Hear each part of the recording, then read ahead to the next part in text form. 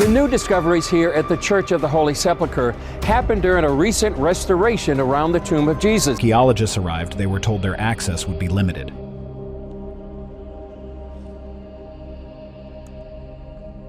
It wasn't an animal. It looked like a tiny humanoid with wings. For a moment,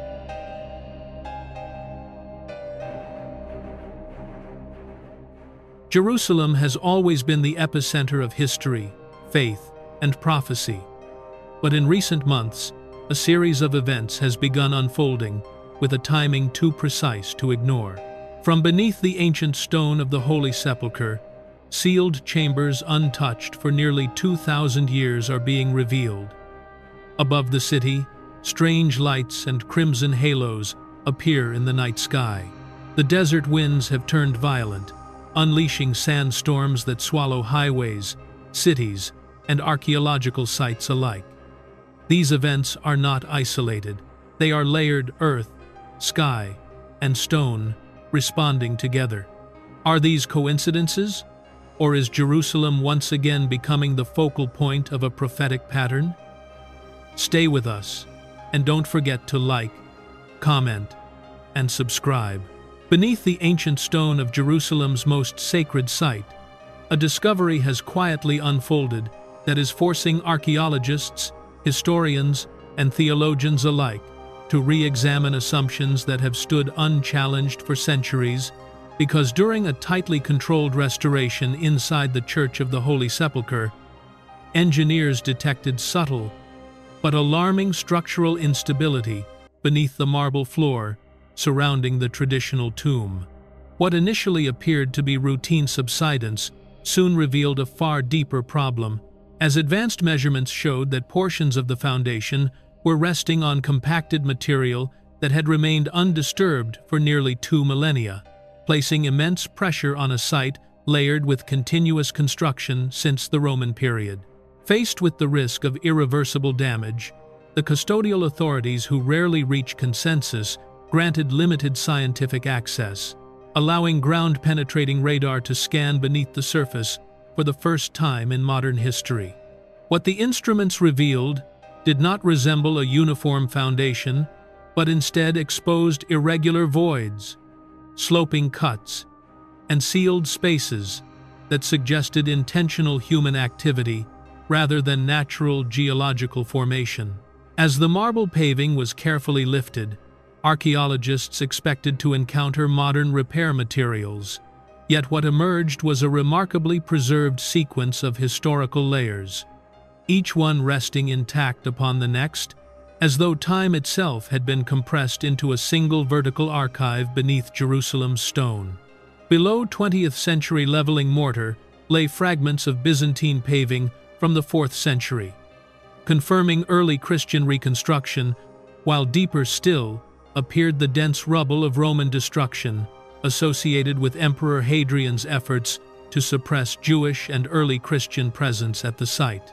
Yet the most striking transition occurred beneath this Roman layer, where construction debris abruptly gave way to fine quarry dust, stone chips, and sediment patterns consistent with 1st century limestone extraction, a finding that aligned precisely with Jerusalem's expansion during the late Second Temple period. What transformed the excavation from historical to extraordinary was the layer beneath the quarry remains, because instead of barren rock, researchers encountered dark, enriched soil that bore no resemblance to industrial fill.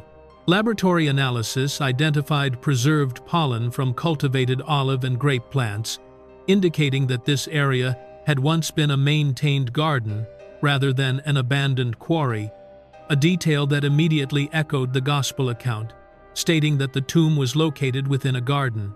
As excavation continued downward, carved stone benches emerged, shaped with deliberate precision and matching known 1st century Jewish burial practices, complete with kokim niches intended for short-term body placement.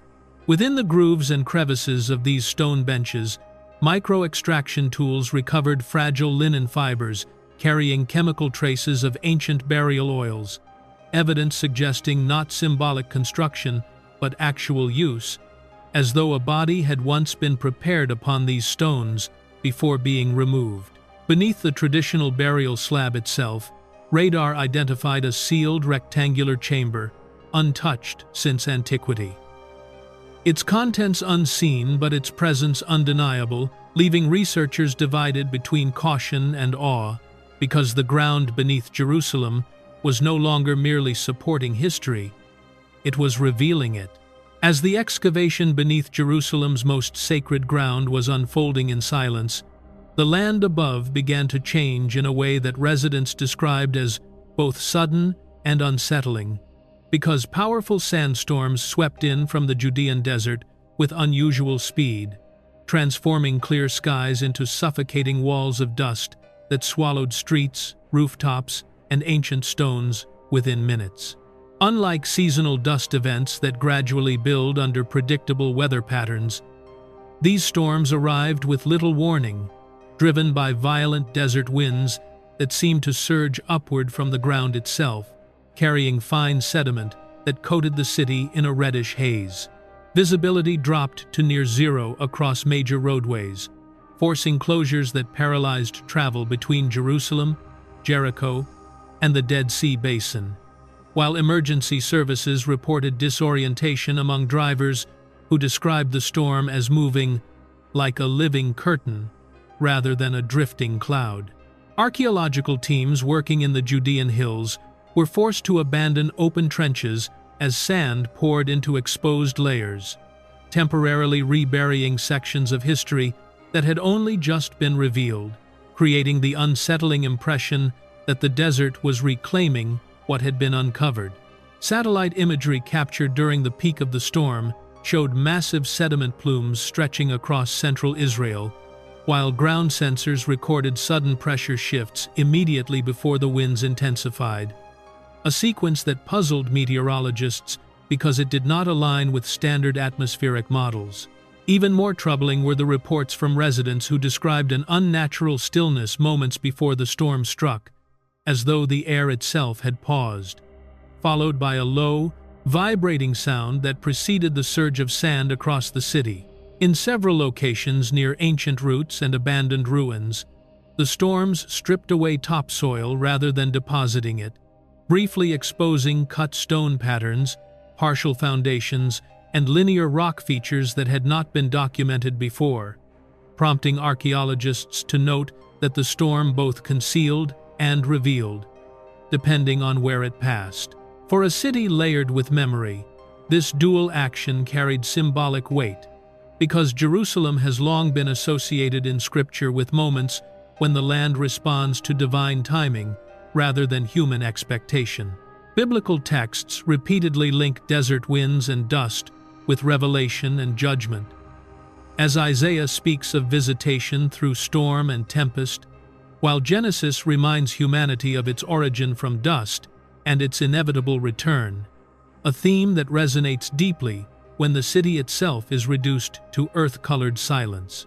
In prophetic language, sandstorms often mark transitions, moments when what is stable becomes unsettled and what is hidden begins to surface, suggesting that these events may be more than environmental coincidence. As the dust settled and the city slowly re-emerged, one question lingered among observers and scholars alike.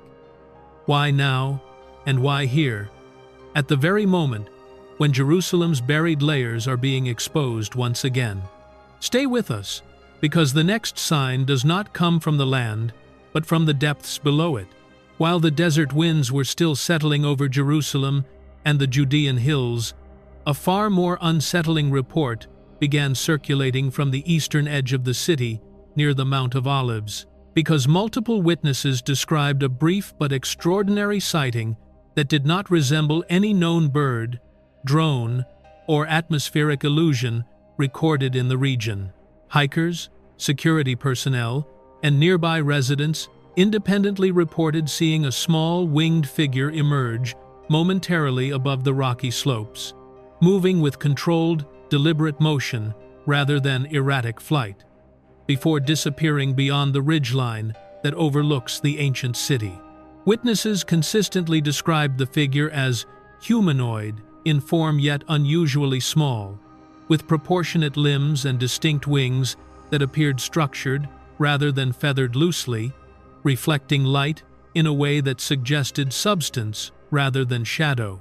Several accounts emphasized that the movement was silent, lacking the wing-beat turbulence typical of birds, while others noted that the figure did not glide randomly but altered direction abruptly, as though responding to intention rather than wind.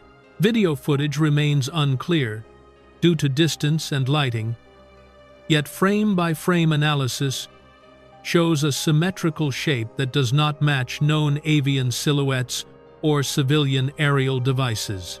What intensified concern among observers was not merely the form itself, but the location and timing of the event, because the Mount of Olives occupies a central place in biblical prophecy and has long been associated with angelic appearances and divine intervention.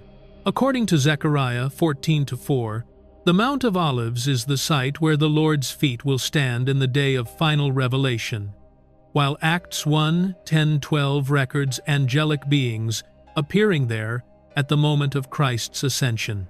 For many familiar with these texts, the setting alone transformed the sighting from curiosity into something far more symbolic. Local authorities declined to comment in detail, stating only that no military or experimental aerial activity had taken place in the area at the reported time, while aviation officials confirmed that no authorized drones were operating over the mount due to restricted airspace. Scientists urged caution, suggesting the possibility of optical misinterpretation, yet they also acknowledged that the consistent descriptions across unrelated witnesses complicate simple dismissal. As the sky above the Mount of Olives returned to stillness and no further appearances were reported, the unease did not fade, because in Scripture, moments involving angelic manifestations are rarely prolonged and are almost never random. They appear briefly, at precise locations, and at critical moments, serving not as spectacles but as signals, leaving behind questions that echo far longer than the site itself. Residents, pilgrims, and pilots reported prolonged luminous formations appearing over Jerusalem and the Judean hills, formations that did not behave like familiar atmospheric effects and did not fade quickly enough to be dismissed as optical illusions or passing technology. Several recordings captured a pale band of light stretching across the upper sky, before slowly expanding into what looked like a vast white curtain, symmetrical in shape and astonishingly stable, remaining visible far longer than any known vapor trail.